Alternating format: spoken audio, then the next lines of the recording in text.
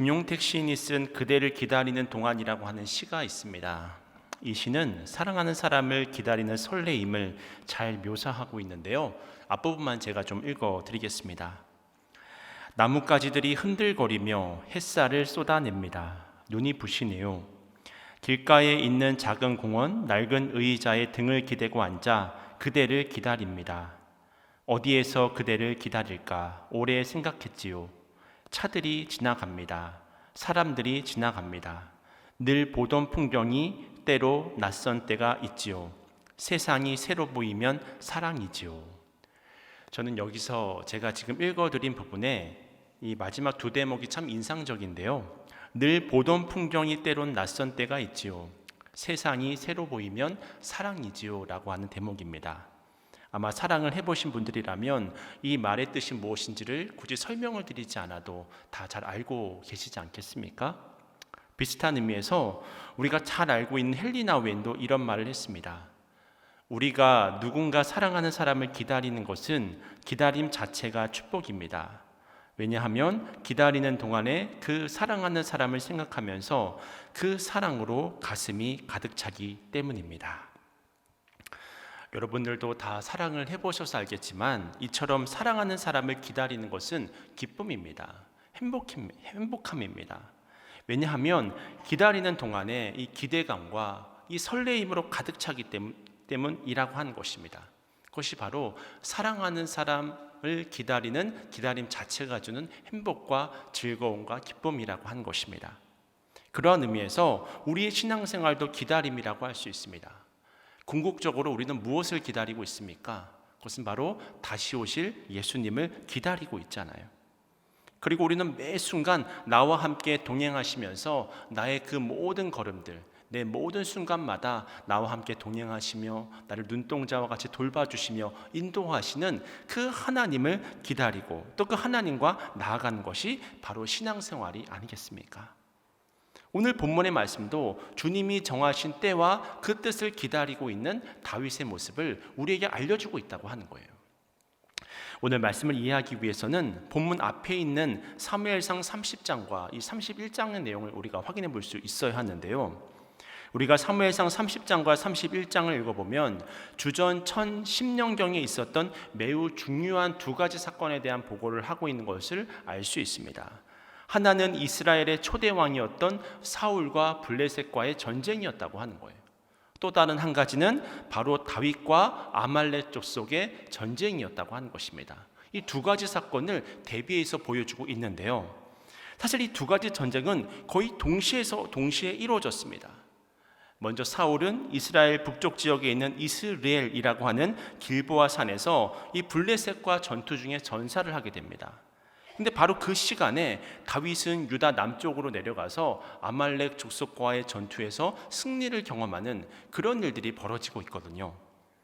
그렇게 다윗은 아말렉과의 전쟁에서 승리를 하고 이 시글락이라고 하는 이방 지역으로 내려오게 되는데, 그리고 나서 불과 사흘 후에 사울 왕과 또 그의 사랑하는 형제 요나단의 전사 소식을 듣게 되는 것입니다.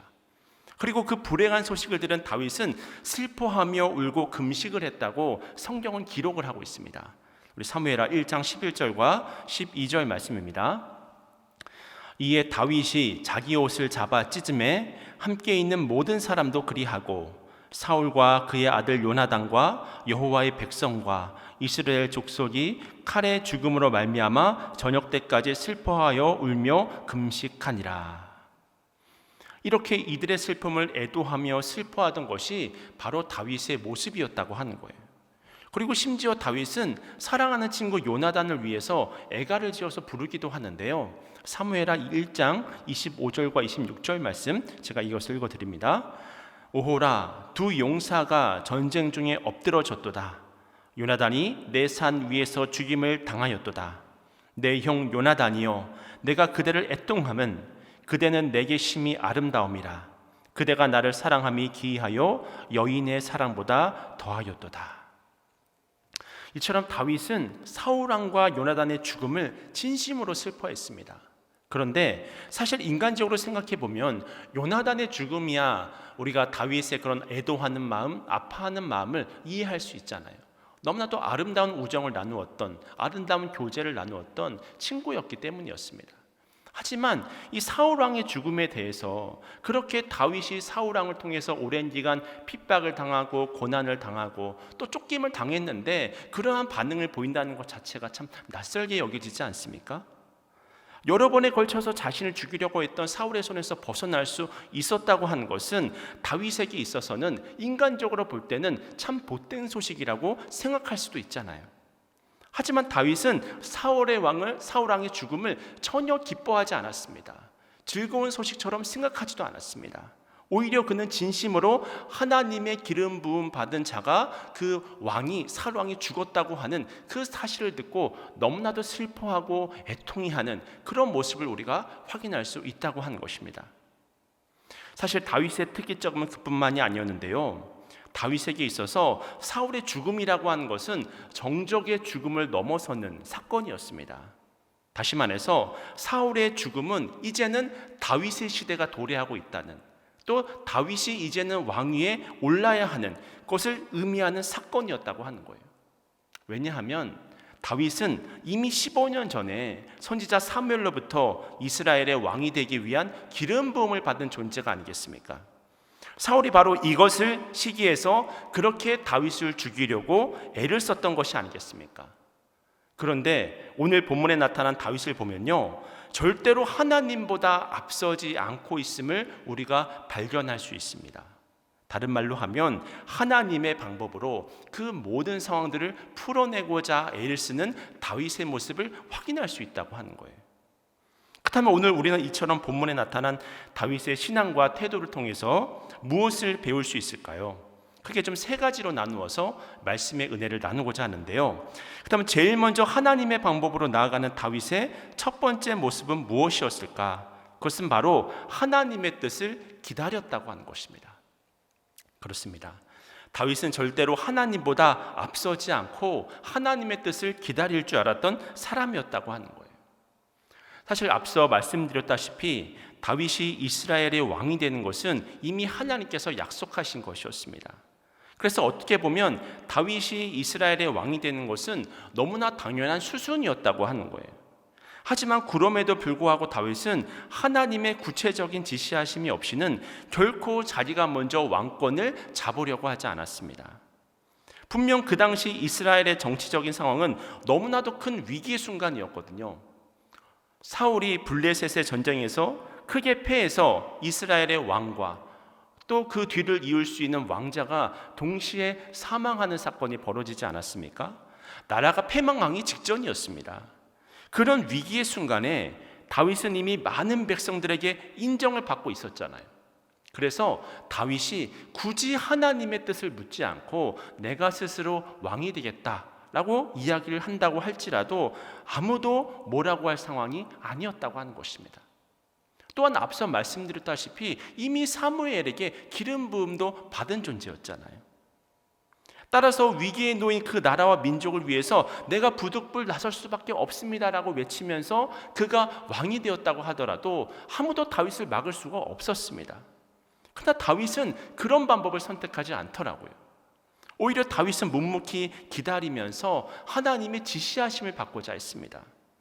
아마도 다윗은 10년 동안 그렇게 사울에게 쫓겨다니면서 하나님의 주권을 인정하는 그런 신앙을 배웠던 것 같습니다. 그뿐만이 아니라 10년간의 도피 생활을 통해서 그 모든 상황 중에 다윗을 돌보시고 또 먹이시고 또 입히시고 때마다 시마다 또 인도하시는 그 하나님의 인도하심을 다윗이 체험하지 않았겠습니까? 그것이 바로 이러한 결단을 내릴 수 있는 지혜를 배울 수 있는 방법이었겠죠. 그래서 다윗은 이 중요한 시기에 자기 스스로 무언가를 하려고 하지 않고 전적으로 하나님의 인도하심을 기다리고 있는데요. 그것이 바로 오늘 본문 말씀입니다. 우리 과연 그런지 오늘 본문 1절 말씀인데요. 우리 1절 말씀을 우리 함께 읽겠습니다. 시작. 그 후에 다윗이 여호와께 여쭈어 아뢰되 내가 유다 한 성읍으로 올라가리이까? 여호와께서 이르시되 올라가라. 다윗이 아뢰되 어디로 가리이까? 이르시되 헤브론으로 갈지니라. 아멘.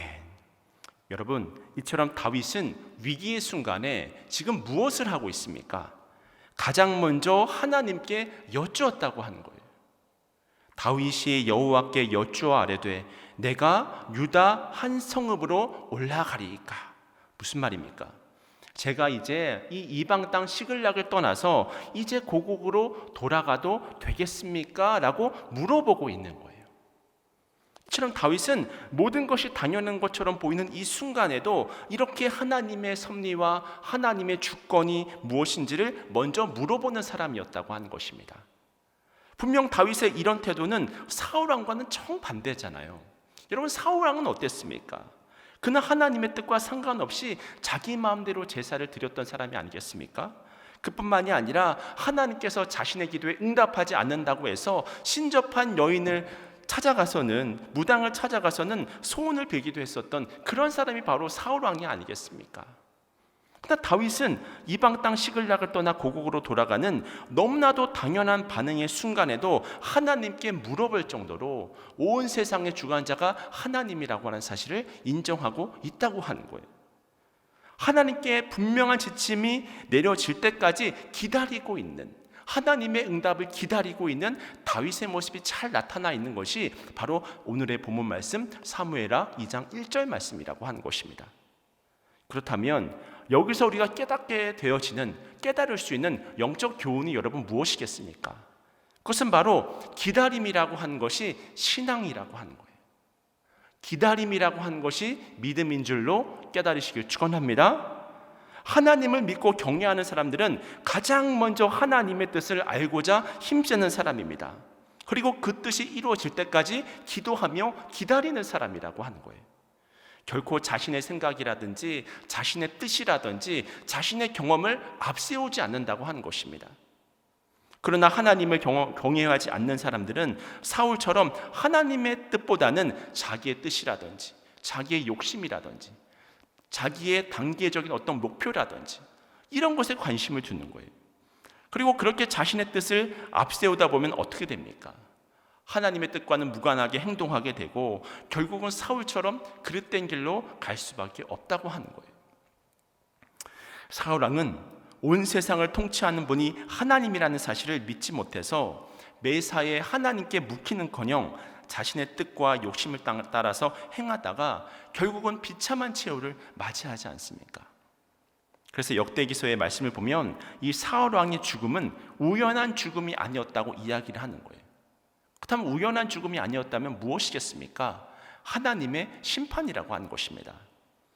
그래서 역대상 10장 13절과 14절 말씀을 보시면요, 사울이 죽은 것은 여호와께 범죄하였기 때문이라. 그가 여호와의 말씀을 지키지 아니하고 또 신접한 자에게 가르치기를 청하고 여호와께 묻지 아니하였으므로 여호와께서 그를 죽이시고 그 나라를 이새의 아들 다윗에게 넘겨주셨더라.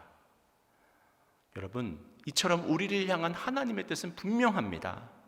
그렇다면 여러분은 여러분의 삶의 그 모든 순간마다 다윗처럼 하나님께 묻고 하나님께 기도하고 하나님의 때를 기다리면서 순종하고 계십니까? 하나님을 경외하면서 우리의 삶의 그 모든 주권을 하나님 한 분께 맡겨두고 계십니까? 이러한 질문을 이 시간에 스스로 던져보시길 바랍니다. 나는 과연 하나님보다 앞서고 있지 않는가? 내 뜻이 앞서고 있지 않는가? 기도보다 내 행동이 앞서고 있지 않는가? 나는 과연 하나님께 매 순간 묻고 있는가? 그것을 하나님께서 이 시간 자기 스스로 물어보기를 원하시는 거예요. 무려 8만 번의 기도 응답을 받았다고 전해지는 조지 뮬러가 다음과 같은 말을 남겼다고 합니다. 이 말은 그의 인생을 요약하는 말이기도 한데요, 이런 말을 남겼습니다. 결코 하나님보다 앞서지 말자.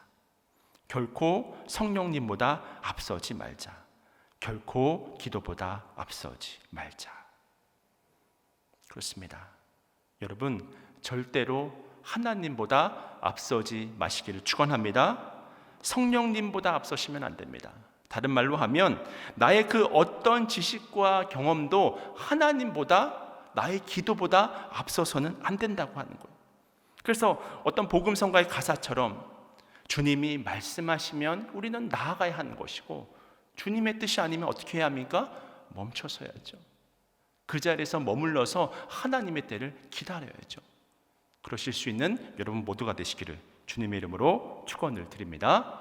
그렇다면 하나님의 방법으로 살아가는 다윗의 두 번째 태도는 무엇일까요? 그것은 바로 다윗이 하나님의 뜻에 철저히 순종하는 사람이었다고 하는 것입니다. 다윗은 오늘 본문에서 가장 먼저 하나님의 뜻을 물었잖아요.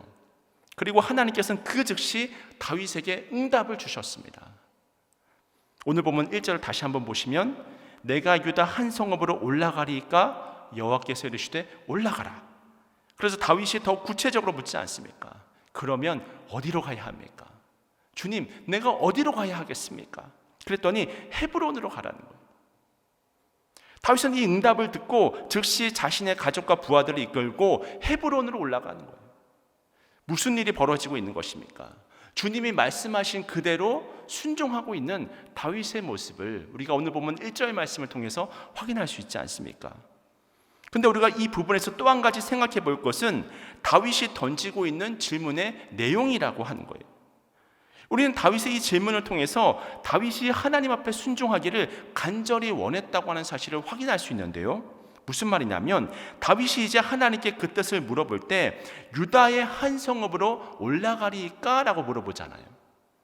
이 질문에는 하나님이 어디로 가라고 하시든지 내가 그대로 순종하겠습니다 라고 하고 있는 그 의미가 내포되어져 있는 것이 아니겠습니까?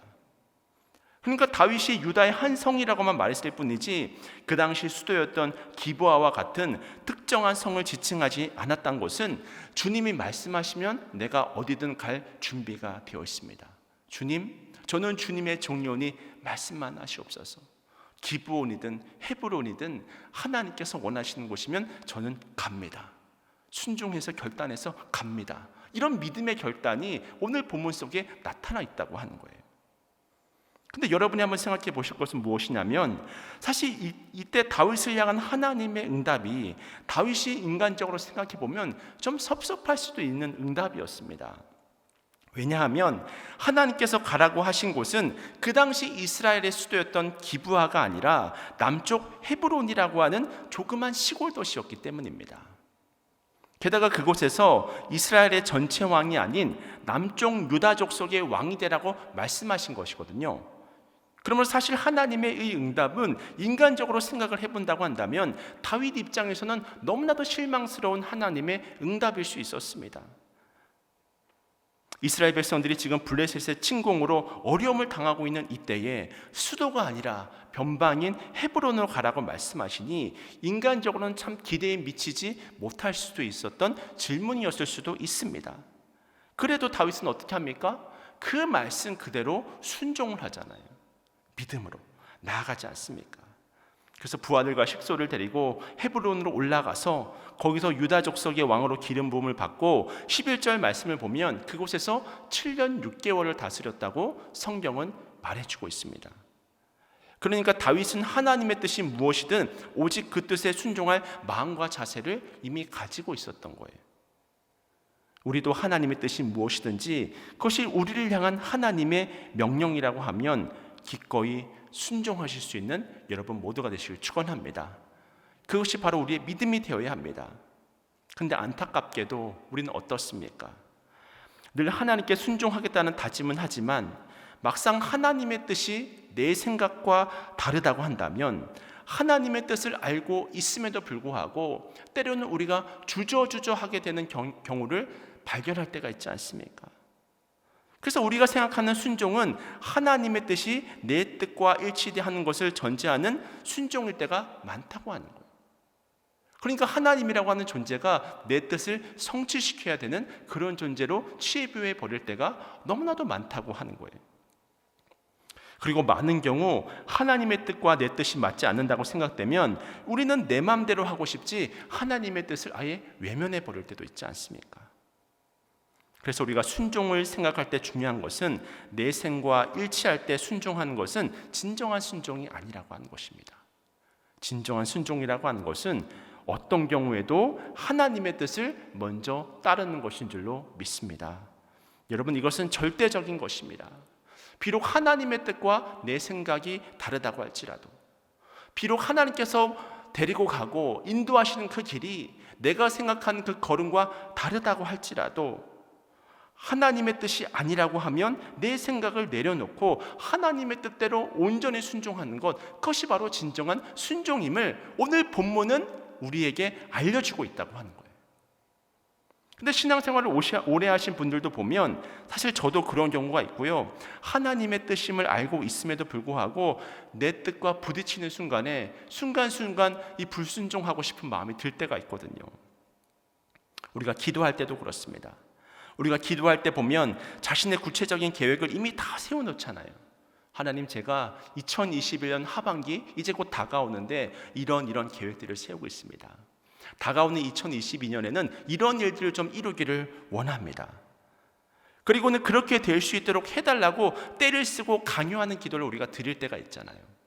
물론 하나님은 우리의 아버지가 되시고 우리는 하나님의 자녀이기 때문에 솔직하게 우리의 마음 속에 있는 그 모든 기도 제목들을 하나님께 아뢰을 수가 있습니다. 부탁할 수 있습니다. 간청할 수 있습니다. 근데 중요한 것은 무엇이냐면 하나님께서 아니라고 하시면 안 해야 되잖아요. 물어볼 수는 있지만 하나님께서 노라고 대답하시면 안 해야 되는 거잖아요. 기다리라고 하면 조급해하지 말고 기다릴 수 있어야 되는 것이 아니겠습니까? 근데 우리의 믿음이라고 하는 것은 하나님께서 가장 좋은 것, 가장 좋은 길로 나를 인도하시는 분이라고 하는 그 믿음이 실제로는 없다고 하는 것이 바로 문제라고 하는 거예요. 그러니까 순간순간 마음이 흔들리는 거죠. 염려가 밀려오고요. 때로는 두려움이 밀려오고 삶이 지루하게 느껴지고 기쁨이 사라지고 감사가 없어지고. 혹시 여러분의 삶은 어떻습니까? 어디서부터 그 문제가 시작된 것이겠습니까? 바로 우리의 믿음부터 그 모든 것들이 출발하는 거예요. 사실 사람끼리는 아무리 좋은 것도 다른 사람에게 강요할 수 없습니다. 요즘 같은 시대는 더 하겠죠. 그러나 하나님 앞에서는 그것이 하나님의 뜻이 분명하다고 한다면 그 뜻에 억지로가 아니죠. 믿음으로 순종하는 것이 바로 우리가 나아가야 할 길인 줄로 믿습니다. 여러분 꼭 기억하셔야 할 것은 우리의 순종은 늘 불확실성 가운데 시작한다고 하는 거예요. 모든 것을 알고 순종하는 사람은 없습니다. 모든 것을 이해하고 순종하고 모든 것을 깨달아야 순종하고 모든 결과를 알고 나서 순종하는 사람이 여러분 이 세상에 존재할 수가 없어요. 당장 내일 일도 알지 못하는데 어떻게 확실성 가운데서 순종할 수 있겠습니까? 늘 우리의 순종은 불확실성을 전제하고 있습니다. 하지만 우리의 믿음은 뭐예요? 하나님께서 나를 반드시 가장 좋은 길로 인도하여 주실 것이다. 모든 것을 하나님께서 무엇을 이루신다? 선을 이루실 것이다 라고 하는 믿음으로 순종을 하는 거죠. 아브라함을 생각해 보세요. 70이 넘은 나이에 무조건 고향을 떠나라는 하나님의 명령이 납득이 되겠습니까? 100세가 넘었을 때 너무나도 소중하게 얻은 아들 그 이삭을 하나님께 바치라고 했을 때 여러분 그것이 여러분 납득이 되는 상황 가운데 아브라함이 순종한 것처럼 보이십니까? 믿음으로 순종하는 거예요. 결과를 하나님께 맡기는 것입니다. 모세를 생각해 보세요. 혈기도 왕성하고 40세의 나이에 왕자로서 모든 것을 다 할 수 있을 때는 하나님께서 부르시지 않다가 모든 것들이 다 내 힘으로 안 된다는 그 사실을 깨닫게 되고 80세의 나이에 아무것도 할 수 없을 때 하나님께서 부르시잖아요. 그런데 자신의 연약함을 고백함에도 불구하고 모세는 무엇을 선택했습니까? 순종을 선택했을 때 하나님의 축복의 통로로 쓰임받을 수 있었다고 하는 거예요. 나병 환자였던 나아만 장군에게 요단강에 가서 7번 씻으라고 명령했던 엘리사의 명령은 어떻습니까? 불쾌했을 수도 있죠. 아니 무슨 이런 명령을 나한테 하나? 내가 나아만의 군대 장관인데 아니 어떻게 나에게 이런 말도 안 되는 명령을 할 수 있지라고 했으면 아무런 역사도 일어나지 않았다고요. 그런데 그 불확실성 가운데 때로는 모멸감을 느꼈을 수도 있는데 그 요단강으로 들어가서 7번 몸을 씻었을 때 어떤 일이 벌어졌습니까? 그의 육신뿐만이 아니라 그의 영혼까지도 치유가 일어났다고 하는 사실을 깨달으시길 축원합니다. 여러분 이처럼 제가 성경을 읽으면 읽을수록 확실하게 깨닫는 것은 내 생각으로 도저히 이해할 수 없고 받아들일 수 없는 명령에 순종할 때 하나님께서 놀라운 은혜를 부어주시더라고요. 내 생각에 이해할 수 없고 그럼에도 불구하고 믿음으로 나아갔을 때 사실은 그 길이 내가 볼 때는 고난의 길이고 역경의 길이었을지 모르지만 어떻게 보면 하나님께서 하늘문을 여시고 복의 복을 더하시는 축복의 장소였다고 하는 사실을 깨닫게 되는 경우가 여러분 얼마나 많이 있냐고 하는 것입니다. 이 사실을 믿으시고 내 뜻이 아닌 오직 하나님의 뜻에만 순종하는 여러분들이 되시기를 축원합니다. 그 믿음이 하나님께서 복의 복과 은혜 위에 은혜를 덧입혀 주시는 거예요. 이제 마지막 세 번째로 하나님의 방법으로 승리하는 다윗의 모습은 무엇이냐면 그것은 바로 하나님께 순종할 때 하나님이 반드시 이루어 주신다고 하는 믿음이 있었다고 하는 사실입니다. 오늘 보면 4절을 보시면요, 헤브론에 도착한 다윗이 마침내 유다의 왕으로 등극하는 모습을 볼 수 있습니다. 유다 백성들이 다윗에게 찾아와 기름을 붓고 그를 왕으로 세우는 장면인데요, 사무엘하 2장 4절 말씀입니다. 유다 사람들이 와서 거기서 다윗에게 기름을 부어 유다 족속의 왕으로 삼았더라. 어떤 사람이 다윗에게 말하 이르되 사울을 장사한 사람은 길르앗 야베스 사람들이니이다 하매. 다윗은 사무엘 선지자로부터 기름 부음을 받은 지 15년 후에 이제 30세가 되었을 때 드디어 왕으로 등극을 합니다. 물론 이스라엘 전체의 왕이 되려면 7년 6개월을 더 기다려야 했지만 때가 되자 이제 이스라엘의 왕으로 등극을 하게 된 거예요. 그렇다면 왜 하나님께서는 불순종한 사울을 즉시 심판하지 아니하시고 오랜 생활 동안 시련과 역경 가운데 두셨던 것일까요? 그 이유는 다윗이 왕이 되기에 가장 적합한 때를 하나님께서 기다리셨다고 하는 사실을 우리가 확인할 수 있습니다. 크게 세 가지로 설명을 드릴 수 있는데, 먼저 첫 번째로는 다윗이 왕위에 오른 때는 사울 자신이 폭정을 행했던 때였습니다. 그래서 모든 민심을 다 사울이 잃어버린 때였습니다. 그리고 두 번째는 이때 이스라엘 백성들은 다윗을 온전히 신뢰하던 때이기도 했습니다. 왜냐하면 그 도망가는 그 순간에도 이 다윗은 이스라엘 백성들을 돌보는 사람이었거든요. 또 지켜주는 사람이었거든요. 그래서 나중에 사무엘하 5장 3절을 보게 되면 북쪽의 이스라엘 족속들도 스스로 기름을 붓고 우리의 왕이 되어달라고 그렇게 표현하는 그런 모습을 확인할 수 있습니다. 그때가 될 때까지 하나님께서 기다렸던 것이죠. 마지막으로 세 번째는 다윗이 이 하나님 나라의 이스라엘의 왕이 되기에 충분한 자질을 갖춘 때이기도 했습니다. 그 말은 어떤 그의 지식을 훈련시키고 또 그의 어떤 군사력을 훈련시켰던 것이 아니라 하나님만을 의지하고 하나님만을 신뢰할 수 있을 때 하나님께서 문을 열어주셨다고 하는 사실을 확인할 수 있다고 하는 것입니다.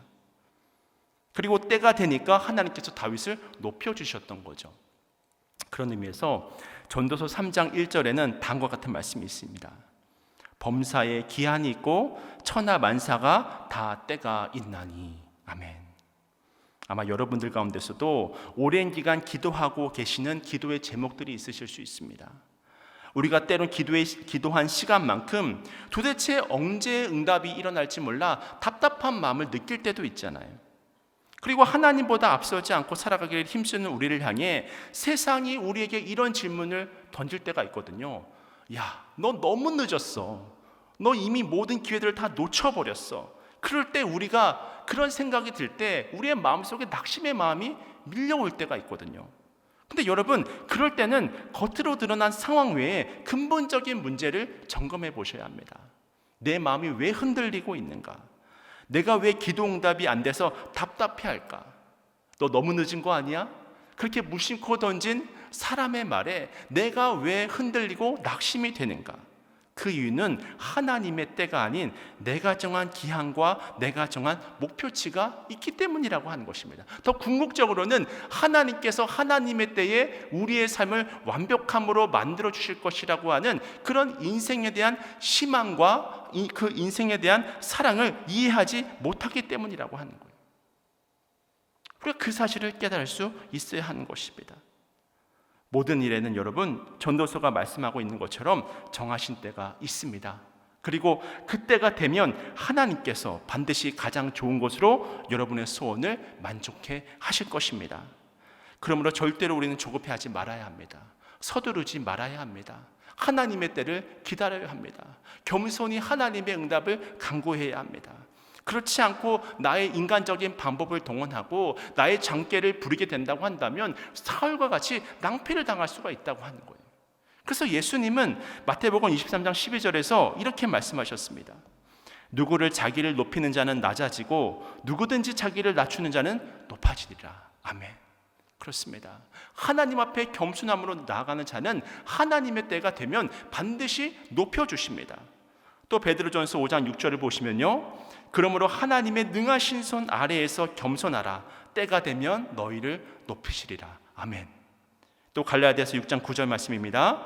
우리가 선을 행하되 낙심하지 말지니 포기하지 아니하면 때가 이름에 거두리라. 아멘. 할렐루야. 할렐루야. 여러분, 이 사실을 믿음으로 확신하시기를 축원합니다. 여러분, 하나님께서 우리와 함께 하신다고 한다면, 하나님께서 우리의 그 모든 삶을 주관하신다고 한다면 우리가 행할 것은 다윗이 보여주고 있는 하나님께 묻고 순종하는 모습이 매 순간 이어지는 것이 바로 신앙생활이 되어야 한다고 하는 것입니다. 그때 하나님께서 완전한 방법으로 우리의 부족한 것을, 또 우리의 모든 삶의 걸음들을 인도하시고 지도하시고 채워주실 줄로 믿습니다. 이제 이야기만 드리고 말씀을 마치고자 하는데요, 최근에 한 성도님으로부터 오랫동안 기도 응답이 없으시다면서 목사님 언제까지 기다려야 하나요? 라고 하는 질문을 받은 적이 있습니다. 저도 그 이야기를 들으니까, 그 상황들을 듣고 나니까 너무나도 마음이 아프더라고요. 최대한 그 이야기에 공감을 해드리고 함께 응답을 위해 기도한 후에는 응답을 기다리시면서 더욱 주님과 친밀해지기를 기대하십시오 라고 제가 말씀을 전해드렸습니다. 그렇습니다. 여러분, 신앙생활이라고 하는 것은 매 순간 주님과 동행하는 것입니다. 나의 목적을 이루기 위해서 신앙생활을 하는 것도 아니고요, 나의 성취를 이루기 위해서 우리가 신앙생활을 하는 것도 아니지 않습니까? 근데 우리가 그러한 목적을, 엉뚱한 것에 목적을 두면서 가장 중요한 주님과의 교제를 놓칠 때가 너무나 많은 것을 보게 됩니다. 그러면 응답의 역사라고 하는 것은 우리의 삶 가운데 나타날 수가 없습니다. 그렇다면 다윗이 하나님과 끊임없이 교제하는 방법이 무엇이었습니까? 하나님의 때를 기다릴 수 있었던 그 방법이 무엇이겠습니까? 완전하신 하나님께서 나에게 가장 좋은 것으로 베풀어 주실 것이다. 아버지 되신 하나님께서 결과적으로는 하나님의 때에 모든 것을 합력해서 선을 이루어 주실 것이다. 할렐루야.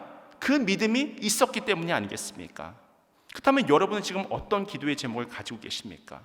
어떤 좋은 소식과 응답을 기대하며 살아가고 계십니까? 여러분, 우선은요, 그 모든 기도의 제목을 예수님으로 받으실 수 있기를 축원합니다. 그리고 주님과의 친밀함, 주님과의 동행, 순간순간마다, 상황마다 하나님께 묻고 하나님께 순종하기를 계속하셔야 되는 거예요. 1분도 놓치지 마시고 1초도 놓치시지 마셔야 되는 거예요. 물론 우리가 의식하지 못하는 상황 가운데 하나님의 뜻을 외면할 수 있는 때가 있다고 할지라도 정신을 차리고 영적으로 깨어서 말씀의 자리를 지키고 예배의 자리를 지키고 또 이렇게 말씀 가운데 응답을 주시면 그 말씀 가운데 아멘으로 반응하고 기도함으로 나아가셔야 된다고 하는 거예요. 그러면 반드시 여러분의 삶에 변화의 역사, 놀라운 은혜의 역사는 나타날 줄로 믿습니다. 여러분, 온 천지 만물을 창조하신 하나님입니다. 알파와 오메가가 되십니다. 베드로, 밤이 새도록 수고한 베드로가 만선의 은혜를 경험하게 하신 그 하나님께서 보리떡 5개와 물고기 2마리로 5,000명을 먹이시고 12왕주를 남기신 그 축복의 하나님께서 여러분의 삶 가운데 함께하고 계실 줄로 믿습니다. 이 하나님의 흘러 넘치는 은혜를 충만함으로 누리는 믿음의 성도님들이 되시길 바랍니다. 늘 주님보다 앞서지 마시고 주님께 묻고 그 뜻에 순종하는 믿음을 통해서 모든 것을 합력해서 선을 이루시는 하나님의 역사를 모든 삶의 순간마다 충만함으로 경험하실 수 있는 여러분 모두가 되시기를 주님의 이름으로 축원을 드립니다.